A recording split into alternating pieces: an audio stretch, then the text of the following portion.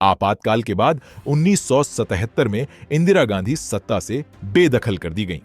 आम चुनाव में हार के बाद इंदिरा अपनी बहुओं, पोते पोतियों के साथ 12 विलिंगटन क्रेसेंट में शिफ्ट हो गईं।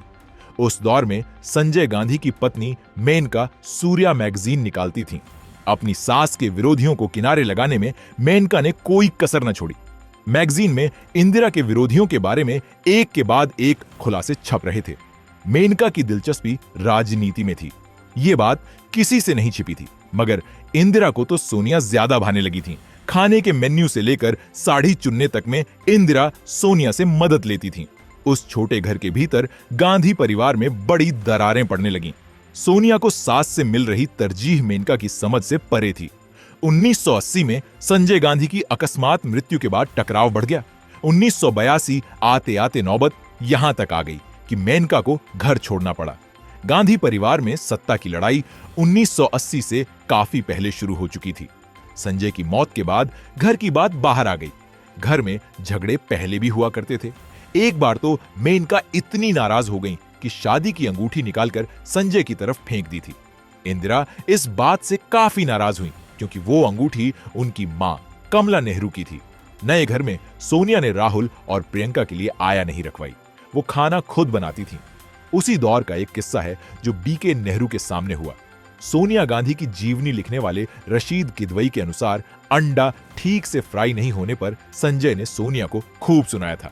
बीके नेहरू ने अपनी किताब नाइस गाइज फिनिश सेकंड में 12 विलिंगटन क्रेसेंट वाले घर के बारे में लिखा है। सोनिया कुक थीं, मेनका केवल खाती थीं। इंदिरा के 2 बेटे और उनकी बीवियों के बीच निश्चित तौर पर सब कुछ ठीक नहीं था। मशहूर लेखक खुशवंत सिंह ने भी राजीव और संजय में अनबन का जिक्र किया है।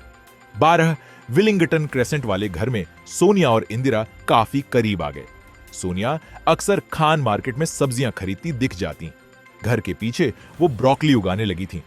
इंदिरा कई मोर्चों पर चुनौतियों से जूझ रही थीं, मगर सोनिया की तारीफ का कोई मौका नहीं छोड़ती थीं। सोनिया के प्रति इंदिरा का ऐसा तरजीही रवैया मेनका को रास नहीं आया।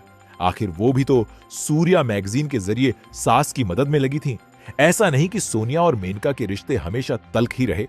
जनवरी 1980 में इंदिरा फिर प्रधानमंत्री बनी। परिवार एक सफदरजंग रोड स्थित आवास में शिफ्ट हुआ। उस दौरान मेनका गर्भवती थी। सोनिया ने उनका खूब ख्याल रखा। 13 मार्च 1980 को वरुण गांधी का जन्म हुआ। तनाव था, मगर उतना नहीं कि कोई बड़ा कदम उठाया जाए। लेकिन दिसंबर 1980 में संजय गांधी की विमान हादसे में मौत के बाद सब कुछ बदल गया। संजय गांधी ने मध्यावधि चुनाव में अमेठी लोकसभा सीट पर बम्पर जीत दर्ज की थी। उनकी अचानक मौत के बाद इंदिरा टूट गईं। किदवई लिखते हैं कि संजय की मौत के लिए इंदिरा कभी खुद को जिम्मेदार ठहराती, कभी मेनका को।